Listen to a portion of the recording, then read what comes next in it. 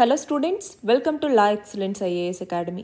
ఇవాళ మనం నవంబర్ 26వ తేదీకి సంబంధించి హిందూ పేపర్లోని ఇంపార్టెంట్ టాపిక్స్ చూద్దాం. ముందుగా చూడండి, కాన్స్టిట్యూషన్ ప్రియాంబుల్లో సెక్యులర్ మరియు సోషలిస్ట్ అన్నటువంటి వర్డ్స్ ఉండాలి అన్నట్టుగా సుప్రీంకోర్టు చెప్తోంది. మరి ఈ రెండు వర్డ్స్ని ఏదైతే 42వ రాజ్యాంగ సవరణ ద్వారా చేర్చారో వీటికి రాజ్యాంగబద్ధత ఉందా లేదా అన్నటువంటి ప్రశ్న మీద సుప్రీంకోర్టు ఈ సమాధానం ఇచ్చింది. నెక్స్ట్ చూడండి, ఇండియన్ కాన్స్టిట్యూషన్లో ఫెమినిస్ట్ ఐడియాలజీ గురించి. అంతేకాదు, ఇవాళ 75 సంవత్సరాల మన కాన్స్టిట్యూషన్ డేని మనం సెలబ్రేట్ చేసుకుంటూ ఉన్నటువంటి నేపథ్యంలో మన ప్రెసిడెంట్ పార్లమెంట్లో అడ్రస్ చేయబోతూ ఉన్నారు. దానికి సంబంధించిందే ఈ ఆర్టికల్. నెక్స్ట్ చూడండి, క్లైమేట్ టాక్స్ అన్నటువంటివి ముగిశాయి, ఇంకా ప్లాస్టిక్స్ని కర్బ్ చేయటం మీద ట్రీటీ చేసుకోవాల్సిన అవసరం ఉంది అన్నట్టుగా COP29ని ఉద్దేశించి ఈ యొక్క వ్యాఖ్య అనమాట. నెక్స్ట్ చూడండి, అటల్ మిషన్కి సంబంధించిన నెక్స్ట్ ఫేజ్కి క్యాబినెట్ అప్రూవల్ ఇచ్చింది. మరి ఈ నేపథ్యంలో అటల్ మిషన్ అంటే ఏంటి, ఇందులో ఏమేమి ఇంక్లూడ్ అయి ఉంటాయి, దీని యొక్క ఆబ్జెక్టివ్ ఏంటి, ఇవన్నీ తెలుసుకుందాం. నెక్స్ట్ చూడండి, మన ఇండియాలో first international global Cooperative conference అన్నటువంటిది స్టార్ట్ అయింది. ఆ నేపథ్యంలో మనం భూటాన్తో కలిసి గేలెపు అన్న ఒక కోఆపరేటివ్ ప్రాజెక్ట్ని నిర్మిస్తున్నాం. దానికి సంబంధించింది ఇది. అలాగే చివరిగా యూకే అన్నటువంటిది ఇండో పసిఫిక్లో జనరేషనల్ మిషన్ని కోరుకుంటోంది అంటున్నారు. మరి ఈ నేపథ్యంలో యూకేకి మనకి సంబంధాలు ఎలా ఉన్నాయి, ఇండో పసిఫిక్కి సంబంధించి యూకే ఎలాంటి చర్యలు తీసుకుంటోంది ఏంటి అన్నటువంటిది చూద్దాం. అయితే ఆర్టికల్స్లోకి వెళ్ళబోయే ముందు మీ అందరికీ కూడా రాజ్యాంగ దినోత్సవ శుభాకాంక్షలు. ఇవాల్టి మన ఫస్ట్ ఆర్టికల్ చూడండి. ఇది మన యొక్క కాన్స్టిట్యూషన్కి సంబంధించి పాలిటీలో మనం చదువుకుంటాం. ఇవాళ ఇండియన్ నేషనల్ కాన్స్టిట్యూషన్ డే. ఎప్పుడు జరుపుకుంటాం? నవంబర్ 26వ తేదీని. ఎందుకని? మన రాజ్యాంగాన్ని మనము అందిపుచ్చుకున్నటువంటి రోజు. మరి మన ఒరిజినల్ కాన్స్టిట్యూషన్లో ప్రియాంబుల్ లేదా పీఠిక అన్నటువంటిది ఉంది. ఈ ప్రియాంబుల్లో లేనటువంటి కొన్ని వర్డ్స్ని తర్వాత 42వ కాన్స్టిట్యూషనల్ అమెండ్మెంట్ యాక్ట్ ద్వారా 1976వ సంవత్సరంలో చేర్చారు. ఏంటవి? ఒకటి వచ్చేసరికి సోషలిస్ట్ అన్నటువంటి పదం, రెండవది వచ్చేసరికి సెక్యులర్ అన్నటువంటి పదం, మూడవది ఇంటిగ్రిటీ అన్నటువంటి పదం. మరి వాటిలో సోషలిస్ట్, సెక్యులర్ పదాలు ఏవైతే ఉన్నాయో వాటి యొక్క రాజ్యాంగబద్ధత ఉందా లేదా అన్నటువంటి ప్రశ్న ఎదురైనప్పుడు వాటికి రాజ్యాంగబద్ధత ఉంది అన్నట్టుగా ఇక్కడ సుప్రీంకోర్టు తెలిపింది. మరి డాక్టర్ బిఆర్ అంబేద్కర్ ఈయన యొక్క గైడ్ లైన్స్లో మన భారత రాజ్యాంగాన్ని డ్రాఫ్ట్ చేయటం జరిగింది.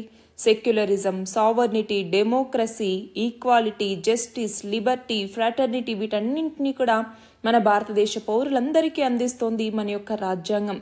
కాన్స్టిట్యూషన్ డే లేదా సంవిధాన్ దివస్ అని కూడా పిలుస్తూ ఉంటాము.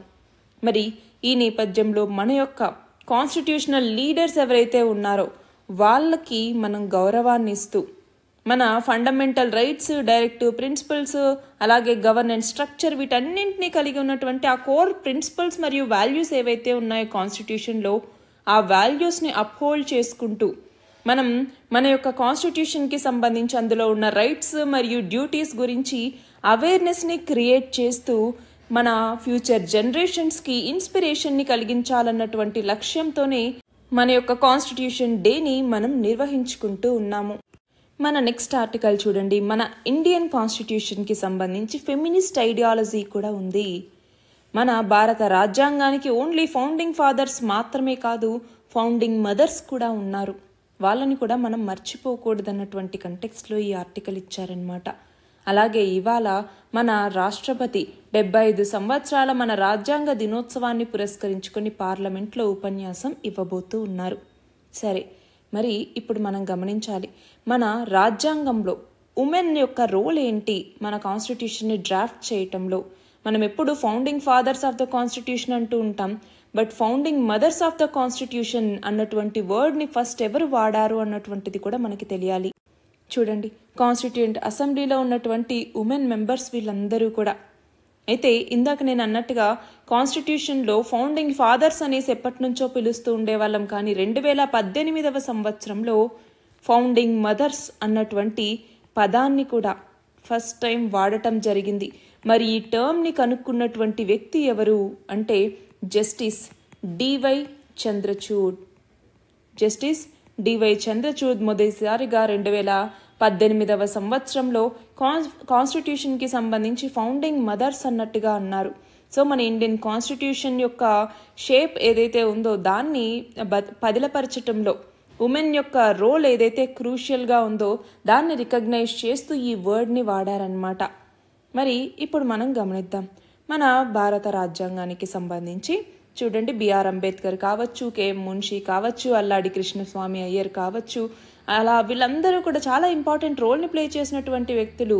అలాగే బాబు రాజేంద్ర ప్రసాద్ కావచ్చు, వీళ్ళంతా. కానీ మనం దుర్గాబాయ్ దేశ్ముఖ్ కావచ్చు, బేగం ఐజాజ్ రసూల్ కావచ్చు, అలాగే రాజ్ కుమారి అమృత్ కౌర్ కావచ్చు, హన్సా మెహతా, అలాగే రేణుకారాయ్, వీళ్ళందరి యొక్క కాంట్రిబ్యూషన్ కూడా మనం మర్చిపోకూడదు. మనం చూస్తే బేగం ఐజాజ్ రసూల్ ఏమన్నారు, సెక్యులరిజం అన్నటువంటిది కాన్స్టిట్యూషన్కి ఉండేటటువంటి మోస్ట్ అవుట్ స్టాండింగ్ ఫీచర్ అన్నట్టుగా చెప్పడం జరిగింది. అంతేకాదు హన్సా మెహతా మనకి ఫండమెంటల్ రైట్స్లో సబ్ కమిటీలో ఉన్నారనమాట. ఆమె రైట్ టు రిలీజియన్ని లిమిట్ చేయాలి అన్నట్టుగా ట్రై చేసినటువంటి వ్యక్తి. అలానే హన్సా మెహతా, అమృత్ కౌర్ వీళ్ళు ఫ్రీ ప్రాక్టీస్ ఆఫ్ రిలీజియన్ని ఫ్రీడమ్ ఆఫ్ రిలీజియస్ వర్షిప్ అన్నట్టుగా రీప్లేస్ చేయాలి అనేసి డిమాండ్ చేసినటువంటి వ్యక్తులు. మరి ఇలా ఫౌండింగ్ ఫాదర్సే కాదు, ఫౌండింగ్ మదర్స్ కూడా మన కాన్స్టిట్యూషన్ని రూపుదిద్దటంలో ఎంతో ప్రముఖ పాత్రను పోషించారు. మన నెక్స్ట్ ఆర్టికల్ చూడండి, ప్లాస్టిక్ పొల్యూషన్ని తగ్గించడానికి సంబంధించి. దీన్ని మనం ఏ సబ్జెక్ట్ కింద చదువుకుంటాము, ఎన్వైరన్మెంట్. మరి యునైటెడ్ నేషన్స్కి సంబంధించి UNFCCCకి సంబంధించినటువంటి కాన్ఫరెన్స్ ఆఫ్ పార్టీస్ 29 అన్నటువంటిది అయిపోయింది, అవునా, అజర్బైజాన్లోని బాకులో. మరి దీంట్లోకి వచ్చేసరికి ఏమనుకున్నారు, $300 బిలియన్ పర్ ఇయర్ క్లైమేట్ చేంజ్ని ఫైట్ చేయడానికి ప్రొవైడ్ చేయాలి అన్నటువంటి డీల్కి అప్రూవల్ అన్నటువంటిది కుదిరింది, అవునా.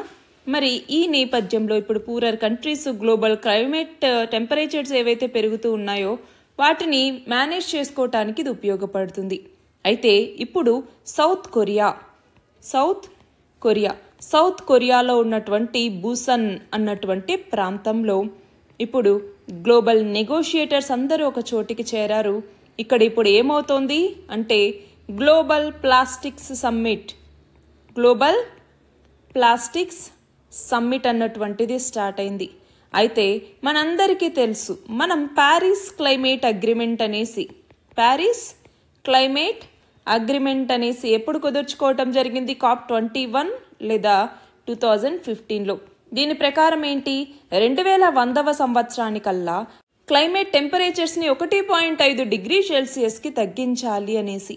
అయితే ఇప్పుడు మనం చూస్తే చాలా దేశాలు ఈ నేపథ్యంలోనే ఇప్పుడు ప్లాస్టిక్స్కి సంబంధించి, అందులోనూ మైక్రో ప్లాస్టిక్స్ అన్నటువంటివి ఇప్పుడు డ్రింకింగ్ వాటర్లో కావచ్చు, ఫిషెస్లో కావచ్చు, యానిమల్స్లో కావచ్చు, ఈవెన్ హ్యూమన్ ఆర్గాన్స్లో కూడా ఈ ప్లాస్టిక్ రేణువులు అన్నటువంటివి కనపడుతూ ఉన్నటువంటి నేపథ్యంలో ఇప్పుడు మన గోల్ ఏంటి, ఈ ప్లాస్టిక్ వేస్ట్ని రెడ్యూస్ చేయాలి.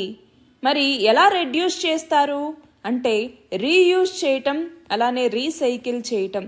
వీటి ద్వారా ఈ ప్లాస్టిక్ వేస్ట్ని రిడ్యూస్ చేయాల్సినటువంటి అవసరం ఉంది అన్నట్టుగా ఈ సమ్మిట్ అన్నటువంటిది గుర్తించింది.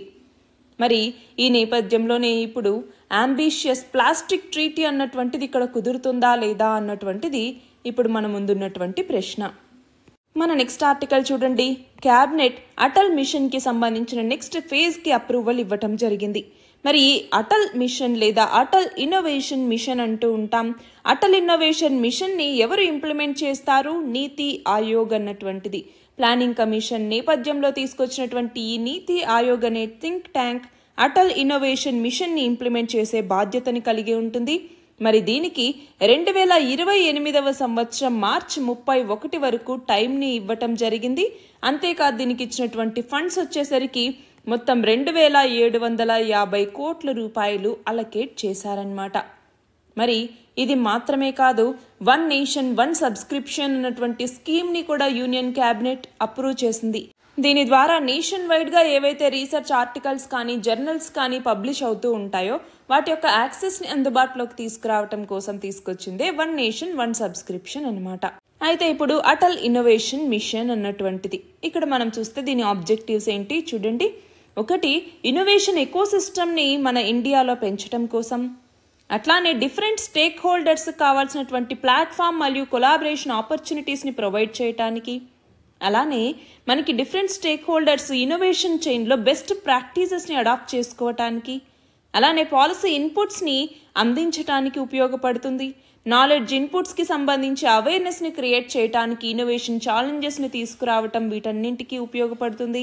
అలానే కొత్త కొత్త ప్రోగ్రామ్స్ పాలసీస్ని డెవలప్ చేయటం ద్వారా డిఫరెంట్ సెక్టార్స్లో ఇన్నోవేషన్ని పెంచడానికి కూడా ఈ అటల్ ఇన్నోవేషన్ మిషన్ అన్నటువంటిది ఉపయోగపడుతుంది. మరి దీనిని ఒక ఫ్లాగ్షిప్ స్కీమ్ లాగా 2016వ సంవత్సరంలో సెటప్ చేశారు. సో ఇన్నోవేషన్ మరియు ఎంటర్‌ప్రెన్యూర్‌షిప్ యొక్క ఎకో సిస్టమ్ని మన దేశంలో క్రియేట్ చేసి ప్రమోట్ చేయటం దీని యొక్క ఆబ్జెక్టివ్. మరి ఈ అటల్ ఇన్నోవేషన్ మిషన్ కింద వివిధ రకాల ప్రోగ్రామ్స్ అన్నటువంటి ఉంటాయి. For example Atal tinkering labs అంటాం, అటల్ టింకరింగ్ ల్యాబ్స్ అనేసి, అటల్ ఇంక్యుబేషన్ సెంటర్స్ అనేసి, అటల్ న్యూ ఇండియా ఛాలెంజ్ అనేసి, మెంటార్ ఆఫ్ చేంజ్ ప్రోగ్రామ్ అని, అటల్ కమ్యూనిటీ ఇన్నోవేషన్ సెంటర్ అనేసి, అలానే అరైజ్ అంటాం. అరైజ్ అంటే ఏంటి? Atal research and innovation for small enterprises లేదా అరైజ్ అంటాము. సో ఇలా డిఫరెంట్గా మనకి దీనికి సంబంధించిన కాంపోనెంట్స్ అన్నీ ఉంటాయి. సో వాటిలో మళ్ళీ ఇన్నోవేషన్ని పెంచడానికి కృషి చేస్తారనమాట. దీని ద్వారా ఏంటి, మన ఎకానమీ మరియు సొసైటీ మీద ఒక పాజిటివ్ ఇంపాక్ట్ని చూపిస్తూ ప్రాఫిట్ని జనరేట్ చేయటం అన్నటువంటి దీని యొక్క ముఖ్య లక్ష్యం. సో దీనికి కావాల్సినటువంటి రిస్క్ ఏవైతే ఉంటుందో వాటికి సంబంధించి, అలానే ఇన్నోవేటివ్ ఐడియాస్కి సంబంధించిన ఇనిషియేటివ్స్, ప్రోడక్ట్స్, సర్వీసెస్ వీటన్నింటికి సంబంధించి ఎంటర్‌ప్రెన్యూర్‌షిప్ని ప్రమోట్ చేయడానికి కూడా అటల్ టింకరింగ్ ల్యాబ్స్ అలాగే అటల్ ఇన్నోవేషన్ మిషన్ అన్నటువంటివి ఉపయోగపడుతుంది. మరి దీనిని మనం గవర్నమెంట్ స్కీమ్స్ అన్నటువంటి టాపిక్ కింద చదువుకుంటాము. మన నెక్స్ట్ ఆర్టికల్ చూడండి. ఐసిఏ గ్లోబల్ కోఆపరేటివ్ కాన్ఫరెన్స్కి సంబంధించి మన ప్రధాని Narendra Modi ICA Global Cooperative Conference 2024ని లాంచ్ చేయటం జరిగింది.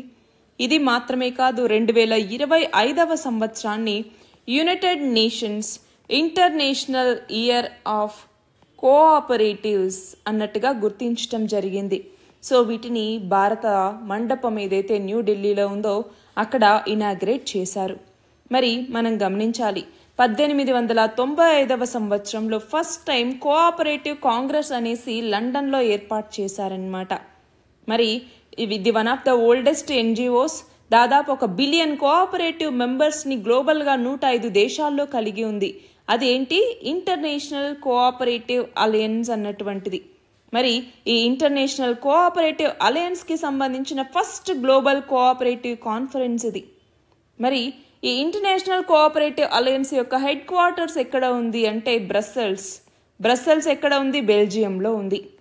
మరి ఈ సంవత్సరం ఈ గ్లోబల్ కాన్ఫరెన్స్కి సంబంధించి చూస్తే 130 సంవత్సరాల ఈ యొక్క ఇంటర్నేషనల్ కోఆపరేటివ్ అలయన్స్కి సంబంధించి ఫస్ట్ టైం మన ఇండియా ఈ కాన్ఫరెన్స్ నిర్వహిస్తుంది.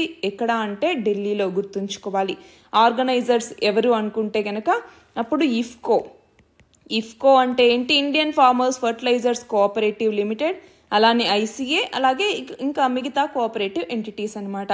అయితే మనం దీనికి సంబంధించి థీమ్ ఏంటి లేదా ఇతివృత్తం ఏంటి అన్నటువంటి తెలుసుకోవాలి. సో థీమ్ వచ్చేసరికి cooperatives build prosperity for all అన్నటువంటిది. సో థీమ్ ఏంటి?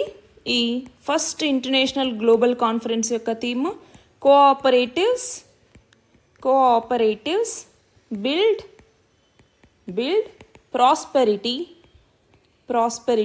ఫర్ ఆల్ అన్నటువంటిది ఈ సంవత్సరం యొక్క థీమ్. అంతేకాదు దీని యొక్క ఎయిమ్ ఏంటి అన్నటువంటిది మనం చూస్తే, ఒకటి కోఆపరేటివ్స్ ఏవైతే ఉన్నాయో ఈ కోఆపరేటివ్స్ మనకి ఇన్క్లూజివ్ మరియు సస్టైనబుల్ డెవలప్మెంట్ని ప్రమోట్ చేస్తాయి కదా. సో దానికి సంబంధించి ఇన్క్లూజివ్ అలాగే సస్టైనబుల్ డెవలప్మెంట్లో ఎలాంటి రోల్ ప్లే చేస్తూ ఉన్నాయనేసి షోకేస్ చేయడానికి. రెండవది గ్లోబల్ కోఆపరేటివ్ గ్రోత్కి సంబంధించి ఇన్నోవేటివ్ స్ట్రాటజీస్ ఏవైతే ఉంటాయో వివిధ దేశాల వద్ద ఆ ఇన్నోవేటివ్ స్ట్రాటజీస్ని ఎక్స్ప్లోర్ చేయటానికి ఇది ఉపయోగపడుతుంది.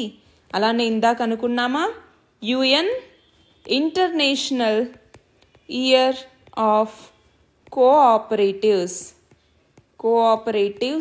ఎప్పుడు? 2025 దీన్ని లాంచ్ చేయటానికి ఈ మూడు కూడా ఈ సంవత్సరం ఈ ICA గ్లోబల్ కోఆపరేటివ్ కాన్ఫరెన్స్ యొక్క ఎయిమ్ అనమాట. మరి మన ఇండియా విషయానికి వస్తే గనక కోఆపరేటివ్స్ కి సంబంధించి మనం ఎప్పుడు వసుదైవ కుటుంబకం అన్నటువంటిది ఎప్పుడు ఫాలో అవుతూ ఉంటాం, వరల్డ్ ఈజ్ వన్ ఫ్యామిలీ అన్నట్టుగా. మరి ఆ నేపథ్యంలో కోఆపరేటివ్ సొసైటీస్ అంటే ఏంటి? ఇవి వాలంటరీ ఆర్గనైజేషన్స్, ఇండివిడ్యువల్స్ వాళ్ళ యొక్క షేర్డ్ ఇంట్రెస్ట్ ద్వారా వచ్చి కామన్ ఎకనామిక్ గోల్స్ని అచీవ్ చేయడానికి కొలాబరేట్ అవుతారు. మరి అందులోకి వచ్చేసరికి కన్జ్యూమర్ కోఆపరేటివ్ సొసైటీస్ అని, ప్రొడ్యూసర్ కోఆపరేటివ్ సొసైటీస్ అనేసి, అలానే మార్కెటింగ్ కోఆపరేటివ్ సొసైటీస్ అని, farming cooperative societies, housing cooperative societies, ఇలా వివిధ రకాలు ఉంటాయి. మరి మన భారతదేశంలోకి వచ్చేసరికి కోఆపరేటివ్ మూమెంట్ అన్నటువంటిది ఎలా జరిగింది అన్నటువంటిది మనం చూస్తే, మనకి ఇండిపెండెన్స్ రాకముందు 1904లోనే కోఆపరేటివ్ క్రెడిట్ సొసైటీస్ యాక్ట్ అనేసి తీసుకొచ్చారు. కోఆపరేటివ్ క్రెడిట్ సొసైటీస్ యాక్ట్ అని చెప్పేసి దీని ద్వారా ఈ లిమిటెడ్ క్రెడిట్ సొసైటీస్ని లీగల్గా గుర్తించడం జరిగిందనమాట. అయితే మనకి ఇండిపెండెన్స్ వచ్చిన తర్వాత 1963లో మనకి నేషనల్ కోఆపరేటివ్ డెవలప్మెంట్ కార్పొరేషన్ అన్నటువంటి దాన్ని ఎస్టాబ్లిష్ చేశారు. 1982లోకి వచ్చేసరికి నాబార్డ్ అన్నటువంటిది కోఆపరేటివ్ ఫినాన్సింగ్ని అందించడానికి తీసుకొచ్చారు. అలాగే 2002వ సంవత్సరంలో నేషనల్ పాలసీ ఆన్ కోఆపరేటివ్స్ అన్నటువంటి దాన్ని ఇంట్రడ్యూస్ చేసి లీగల్ ఫ్రేమ్వర్క్ ద్వారా కోఆపరేటివ్స్ని ఏర్పాటు చేయటం జరిగింది. అలానే 2023వ సంవత్సరంలో MSCS అమెండ్మెంట్ యాక్ట్ని తీసుకొచ్చారు. కోఆపరేటివ్స్కి సంబంధించి ఈ యాక్ట్ని తీసుకురావటం ద్వారా కోఆపరేటివ్స్లో ట్రాన్స్పరెన్సీ అలానే గవర్నెన్స్ని తీసుకురావటం అన్నటువంటిది దీనికి సంబంధించిన ముఖ్య ఉద్దేశం. అంతేకాదు 2021లోనే మనకి మినిస్ట్రీ ఆఫ్ కోఆపరేషన్ అన్నటువంటి దాన్ని కూడా ఏర్పాటు చేశారు.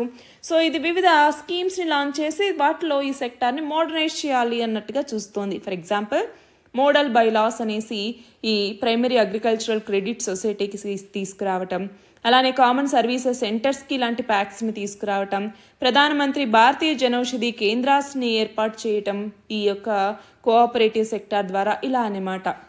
సో ఇండియా కోఆపరేటివ్ మూమెంట్ అనేది ఇంక్లూజివిటీని, సెల్ఫ్ రిలయన్స్ని ప్రిన్సిపల్స్గా కలిగి ఉంది.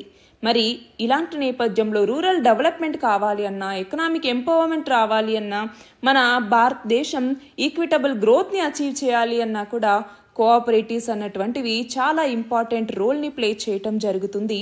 మరి కోఆపరేటివ్స్కి సంబంధించి ఒక కాన్స్టిట్యూషనల్ అమెండ్మెంట్ యాక్ట్ ఉంది, అది ఎన్నవది అన్నటువంటిది మీరు కమెంట్ సెక్షన్లో చెప్పండి. మరి ఈ నేపథ్యంలోనే ఇక్కడ ఇంకోటి గమనించాల్సింది ఉంది. భూటాన్ అన్నటువంటిది గెలెపు ప్రాజెక్ట్కి సంబంధించి ఇక్కడ మాట్లాడుతుంది. మరి గెలెపు అన్నటువంటిది బిగ్గెస్ట్ కోఆపరేటివ్ ప్రాజెక్ట్ ఇండియాకి అలాగే భూటాన్కి సంబంధించి. మరి ఇక్కడ ఒకటి గమనించాలి, అది ఏంటి అంటే భూటాన్ కింగ్ మనం చూస్తే 2023లో అనౌన్స్ చేశారనమాట. ఒక పెద్ద ఇంటర్నేషనల్ సిటీని నేను 1000 స్క్వేర్ కిలోమీటర్స్ ఏరియాలో నిర్మిస్తాను అన్నట్టుగా. అది మన అస్సాం బార్డర్లో ఉంటుంది. అదే గెలెపు అన్నటువంటిది. ఈ ప్రాజెక్ట్ పేరే గెలెపు అన్నటువంటిది. మరి గెలెపు అన్నటువంటిది సౌత్ ఏషియాని, సౌత్ ఈస్ట్ ఏషియాని ఇండియా యొక్క నార్త్ ఈస్టర్న్ స్టేట్స్తో కలుపుతుందన్నమాట. అంతేకాదు ఇక్కడ ఎన్వైరన్మెంటల్ స్టాండర్డ్స్ని అలాగే సస్టైనబిలిటీని గోల్గా పెట్టుకొని ఇంటర్నేషనల్ కంపెనీస్ నుంచి క్వాలిటీ ఇన్వెస్ట్మెంట్ని అట్రాక్ట్ చేయాలన్నటువంటిది లక్ష్యం. అంతేకాదు ఈ ప్రాజెక్ట్ అన్నటువంటిది జీరో ఎమిషన్ ప్రాజెక్ట్గా తీసుకురావాలి. జీరో ఎమిషన్ ఇండస్ట్రీస్ని ఇక్కడ ఏర్పాటు చేయాలి. ఒక మైండ్ఫుల్ సిటీని ఇక్కడ ఏర్పాటు చేయటం ద్వారా భూటాన్ యొక్క స్ట్రెంగ్త్ ఏదైతే టూరిజం అండ్ వెల్నెస్ ఉందో దాన్ని ప్రమోట్ చేసుకోవాలన్నటువంటిది లక్ష్యం. అంతేకాదు ఒక స్పెషల్ అడ్మినిస్ట్రేటివ్ రీజియన్గా దీన్ని డెవలప్ చేస్తారనమాట. మరి భూటాన్కి సౌత్ ఏషియాకి మధ్య ఒక ట్రాన్స్ఫర్మేషన్ పాయింట్గా కూడా ఈ ప్రాజెక్ట్ అన్నటువంటిది ఉపయోగపడుతుంది. అయితే government of India first India Bhutan railway లైన్ని ఈ గెలెపు వరకు ఏర్పాటు చేయాలి అన్నట్టుగా అగ్రీ చేసింది. మరి ఈ రైల్వే లైన్ రోడ్వేస్ కావచ్చు, బార్డర్ ట్రేడింగ్ పాయింట్స్ని ఏర్పాటు చేస్తుందన్నమాట. సో గమనించాలి, భూటాన్ అన్నటువంటిది మన ఇండియాకి, అలాగే టిబెట్ అన్నటువంటిది చైనా యొక్క అటానమస్ రీజియన్, ఈ రెండింటి మధ్య ఉండేటటువంటి ల్యాండ్ లాక్డ్ కంట్రీ. దీని యొక్క క్యాపిటల్ ఏంటి? థింపు అన్నటువంటిది. ఇక్కడ రివర్స్ మెయిన్గా చూసుకుంటే సంకోష్ రివర్ కావచ్చు, మానస్ రివర్ కావచ్చు, టోర్సా కావచ్చు, వాంగ్ రివర్ కావచ్చు, ఇవన్నీ ఫ్లో అవుతూ ఉంటాయి. మరి భూటాన్లో లాంగెస్ట్ రివర్ ఏది అంటే గనక మానస్ రివర్ అన్నటువంటిది ఒక ట్రాన్స్ బౌండరీ రివర్ అన్నమాట, ఇండియాకి మరియు భూటాన్కి. మన నెక్స్ట్ ఆర్టికల్ చూడండి. యూకే ఇండో పసిఫిక్ రీజియన్లో ఒక జనరేషనల్ మిషన్ని కోరుకుంటూ ఉంది. దీనిని మనం ఇంటర్నేషనల్ రిలేషన్స్ కింద చదువుకుంటాం.